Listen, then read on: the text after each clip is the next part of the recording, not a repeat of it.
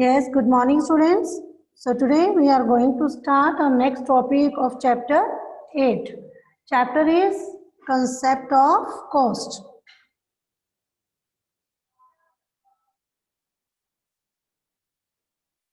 Yes, chapter number 8, microeconomics.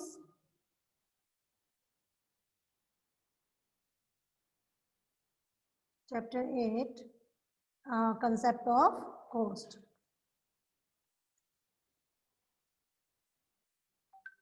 Okay, so ये हमारा chapter number 8 micro economics का concept of cost है. Okay, so today we will discuss short run cost and shapes of short run cost curve. एक students आप ये चीज mind में रखें कि ये जो चैप्टर है आपके पास, ये चैप्टर किससे रिलेट कर रहा है आपका जो पिछला आपने 7 चैप्टर पढ़ा है, law of variable proportion, production function and return to a factor, उससे रिलेटेड ये चैप्टर है.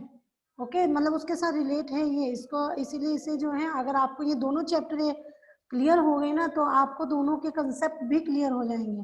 सो आपको अगर लॉ ऑफ वेरिएबल पहले इस चैप्टर को करने के लिए आपको वो वाला चैप्टर भी आना बहुत ज़रूरी है.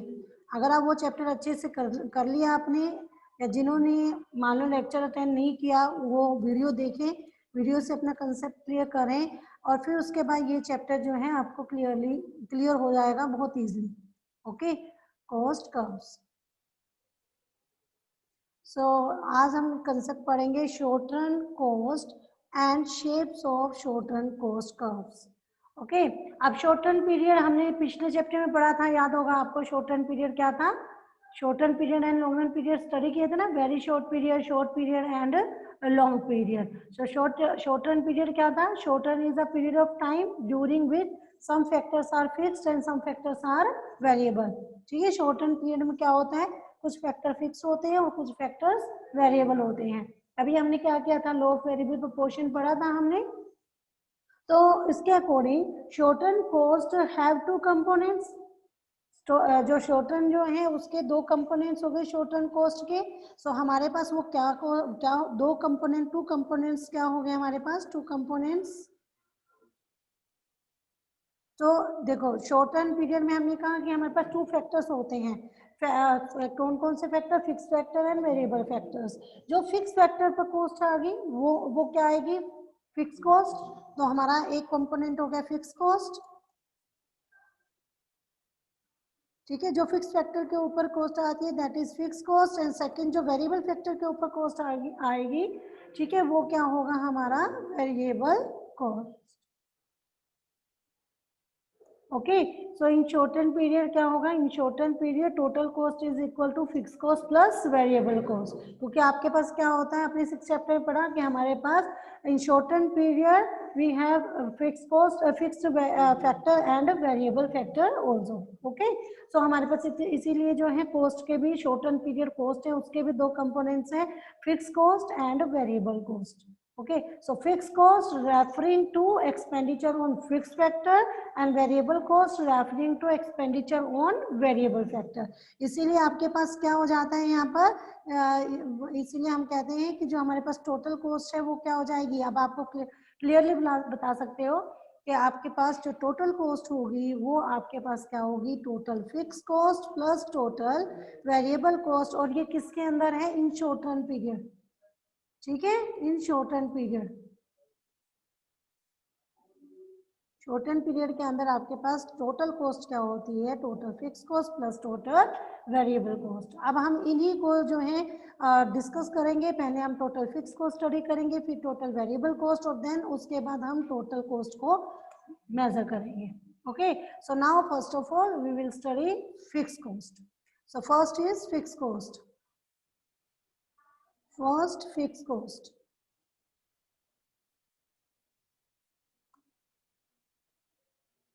यस, फिक्स कॉस्ट क्या होगी हमारी? Fix cost, fix cost are those cost which are related to the use of fix factor. Okay, जो हम फिक्स फैक्टर यूज करते हैं उससे रिलेटेड जो कॉस्ट होगी वो हमारी क्या होती है? Fix cost. Okay, so fix cost क्या हुई आपके पास? Fix cost refer to the expenditure, refer to the expenditure incurred by the producer on the use of कौन किस चीज का यूज करके, fix factor, on the use of fix factor, ठीक है, ऑफ प्रोडक्शन।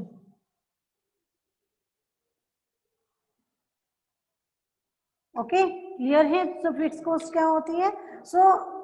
तो ये फिक्स कॉस्ट क्या है, यानी these cost do not change with the change in the volume of output. कि ये जो फिक्स कॉस्ट होती है ये वो कॉस्ट होती है जो आउटपुट में चेंज होने के साथ ये चेंज नहीं होती।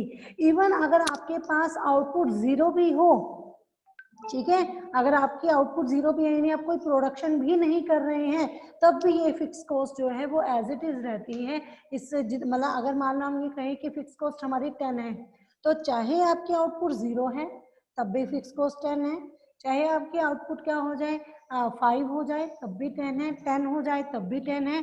तो इस फिक्स कॉस्ट का आउटपुट के साथ कोई भी लेना देना नहीं होता, जितने आपका जो है fix cost as it is रहती है। तो हम यहाँ पर एक एग्जांपल ले लेते हैं। सो जैसे in a corporate manufacturing firm a machine is installed as a fix factor. मान लो एक हमारे क्या है, कारपेट मैन्युफैक्चरिंग फर्म है, वहां पर एक मशीन इंस्टॉल की गई है, तो वो क्या हुई, एक फिक्स फैक्टर हो गया मशीन, तो है ना, मशीन एक फिक्स फैक्टर है। अब ये जो मशीन है ना, इस मशीन पर एक दिन के अंदर 6 कारपेट्स बनाए जा सकते हैं, ठीक है।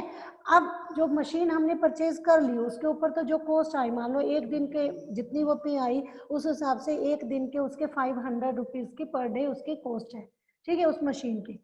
अब चाहे उसके ऊपर आप क्या है, एक दिन में 6 कारपेट बना सकते हो।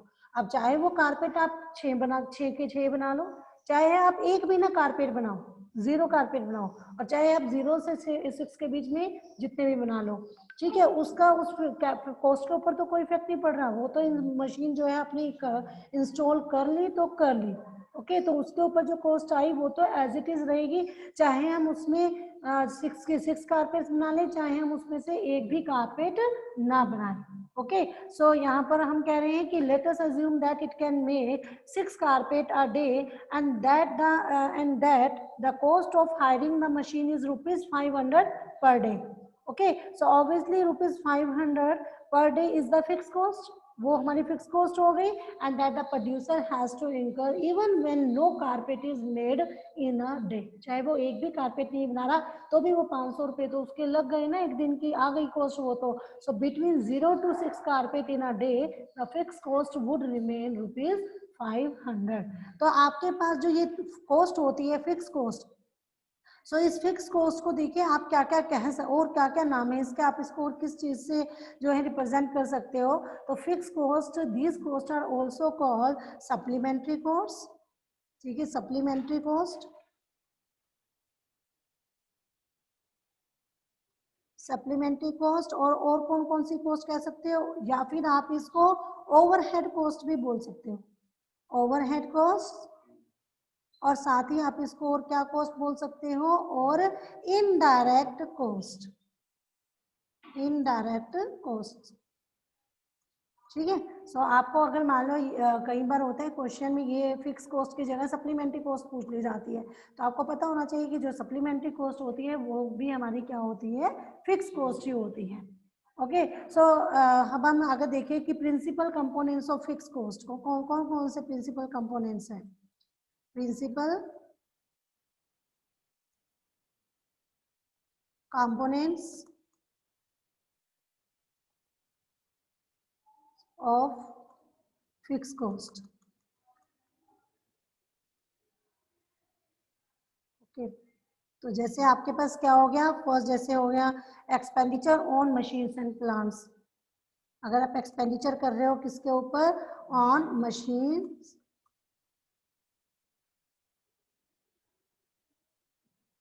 On machine and plant, okay, ये भी आपकी फिक्स कॉस्ट में आती है।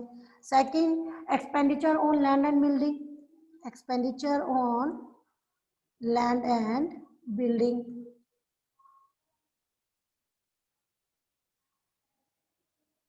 ओके। थर्ड ये मतलब ये भी आपके पास कॉस्ट से हो जाएंगे, फिक्स कॉस्ट के अंदर होंगे।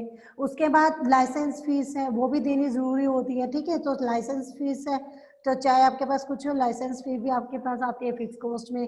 और क्या जाता है, जैसे कि परमानेंट हमारी क्या होती है, जो परमानेंट स्टाफ होता है, लेबर होती है, उसको जो वेजेस एंड सैलरीज दी जाती हैं वो भी हमारी फिक्स में आती है। क्योंकि चाहे आपकी प्रोडक्शन हो रही है या नहीं हो रही है, अगर आपका परमानेंट स्टाफ है तो आपको उसको सैलरी देनी ही पड़ेगी, वो तो आप दोगे ही दोगे, वो खर्चा आएगा ही आएगा। So wages and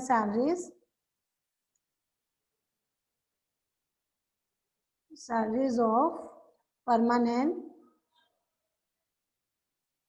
staff, okay. So ये आपके पास कुछ कंपोनेंट्स हो गए किसके, फिक्स कॉस्ट के। अब हम जो फिक्स कॉस्ट को किससे समझेंगे, शेड्यूल एंड डायग्राम से, okay. So now we make a table,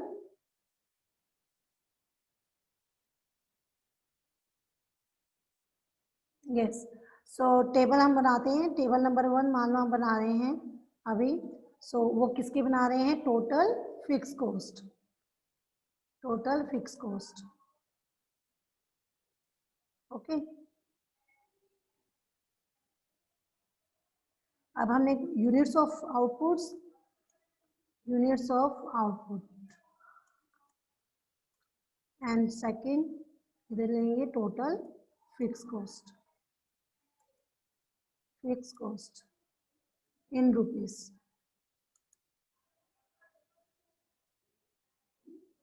okay. अब आउटपुट अगर आपकी जीरो है तो आपकी टोटल फिक्स कॉस्ट क्या होगी, तब भी कुछ ना कुछ रहेगी, जीरो नहीं होगी। मान के चलते हैं कि फिक्स कॉस्ट हमारी 10 है। अब आपके यूनिट ऑफ आउटपुट वो 1 हो जाती है, तब भी आपकी ये 10 है, ठीक है। 2 हो गई तब भी 10 है, 3 तब भी 10 है, 4 हो गई तब भी 10 है, 5 हो गई तब भी 10 है, ठीक है। तो इस तरीके से मतलब आपकी प्रोडक्शन जो है ना, चाहे आपकी आउटपुट है, चाहे वो 0 है तब भी आपकी टोटल फिक्स कॉस्ट 10 होगी, चाहे वो उसके बाद इंक्रीज भी होती चली जाए, आउटपुट का जो लेवल है वो बढ़ता जाए, फिर भी आपकी फिक्स कॉस्ट जो है वो एज इट इज रहती है, ओके। सो ये क्या इंडिकेट कर रहा है कि that fix cost remain constant at all level of output, okay. So when output is 0 unit, fixed cost is rupees 10, and when output increases to 2 3 4 5 6, okay, then total fixed cost is rupees 10. So अब हम इसका अगर diagram बनाए तो आप देखेंगे कि जो टोटल फिक्स कॉस्ट है उसका जो कर्व है वो कैसा बनेगा। तो आपको डायग्राम से ये क्लियर होगा कि कैसा बनेगा हमारा कर्व। सबसे पहले तो आपने क्या लिखना है, क्या बताया हुआ आपको, O Y and X, okay. यहाँ पर हम क्या ले रहे हैं, आउटपुट इन यूनिट्स, ओके। और यहाँ total fix cost in rupees, okay. Then हमने मान लो लिया टोटल फिक्स कॉस्ट ये 10 तक है, मतलब वैसे ही ले लेते हैं, जरूरत नहीं होती वैसे इतने पॉइंट लेने की, पर चलो आप फर्स्ट टाइम करें 2 4 6 8 10, ठीक है। हमने यहाँ पर 10 तक ले लिया, ओके। तो यहाँ पर 0 1 2 3 4 5, अब 0 पर भी क्या है, 10 है आपकी, 1 पर भी क्या हो गई, 10 हो गई, ओके। ये पॉइंट आया, 2 पर भी 10 है, 3 पर भी 10 है, 4 पर भी 10 है, 5 पर भी 10 है। सो कैसा कर्व बना आपका टोटल फिक्स कॉस्ट का, कैसा बना, इस ये हुआ आपके पास horizontal straight line parallel to O X axis, okay. ये हॉरिजॉन्टल लाइन बनी है आपकी parallel to O X axis. तो ये आपके पास कौन सा कर्व है, टोटल फिक्स। तो आपके पास टोटल फिक्स कॉस्ट कर्व कैसा बनता है, parallel to O X axis horizontal line, clear. So ये जो कर्व है ये आपको क्या शो कर रहा है कि आपका जो फिक्स कॉस्ट कर्व होती है वो कैसी होती है, पैरेलल टू एक्स एक्सिस होती है, and implied that cost is constant at all level of output, and TFC curve touches O Y axis, O Y axis को टच कर रहा है ना। ओ वाई एक्सिस तो है, मान लो आप कोई पॉइंट ले लेते हैं, यहाँ पर एन ले लें, सो इस एन पॉइंट पर टच कर रहा है, which means that fix cost remains constant even when output is 0, मतलब कि वो उतनी की उतनी ही रहेगी फिक्स कॉस्ट, चाहे आपकी आउटपुट 0 ही क्यों ना हो जाए, तब भी ये फिक्स कॉस्ट आपकी 0 लेवल पर भी 10 ही रहेगी। क्लियर? सो फिक्स कॉस्ट, अब मैंने आपको कहा कि पीछे के उससे आपको रिलेट करना है पिछले चैप्टर से। सो हम अगर यहाँ पर बात करें fix cost and fix factor of production, fix factor of production कहाँ पर पढ़कर आए हो आप? पिछले चैप्टर में ना फिक्स फैक्टर ऑफ प्रोडक्शन पढ़े है ना हमने। तो यहाँ पर क्या दिखा रहा है ये कि fix cost refer to the expenditure incurred by the producer on the fixed factor of production, जो कि प्रोड्यूसर फिक्स फैक्टर्स जो है हमारे प्रोडक्शन के फिक्स फैक्टर होते हैं, उनके ऊपर जो वो एक्सपेंडिचर कर रहा है, वो जो कॉस्ट है वो आपकी फिक्स कॉस्ट में आ रही है। ठीक है, एंड जैसे प्लांट एंड मशीनरी है, हमने पीछे लैल ली थी, ठीक है, प्लांट हो गया, मशीनरी होगी। So by definition the application of this factor can not be changed during short period. Short period के अंदर ये चेंज नहीं होगा, क्योंकि शॉर्ट पीरियड क्या होता है?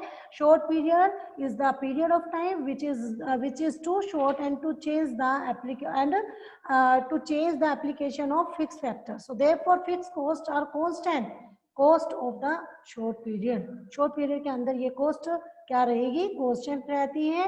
and since fixed factor are purchased before production actually starting, क्योंकि हम जो fixed factor होते हैं वो पहले ही परचेज कर लेते हैं, जब हम एक्चुअल में जब हम प्रोडक्शन स्टार्ट करते हैं ना, उससे पहले ही हम फिक्स फैक्टर ले लेते हैं, है ना। अब मान लो हमने प्रोडक्शन स्टार्ट करनी है, उससे पहले ही हम मशीन खरीद लेते हैं या हम कोई लैंड खरीद लेते हैं, है ना, पहले ही ले लेते हैं ना वो। So fix cost are incurred even when output is 0। So हमारी कॉस्ट तो वो एज इट इज आ गई ना, फिक्स हो गई। आपकी प्रोडक्शन 0 है, तब अभी अपने स्टार्ट भी नहीं किया है, तब भी वो उतनी ही है। Okay, so second is variable cost. Yes, variable cost. So second हम पढ़ेंगे यहाँ पर सेकेंड हमारी पे है वेरिएबल कॉस्ट।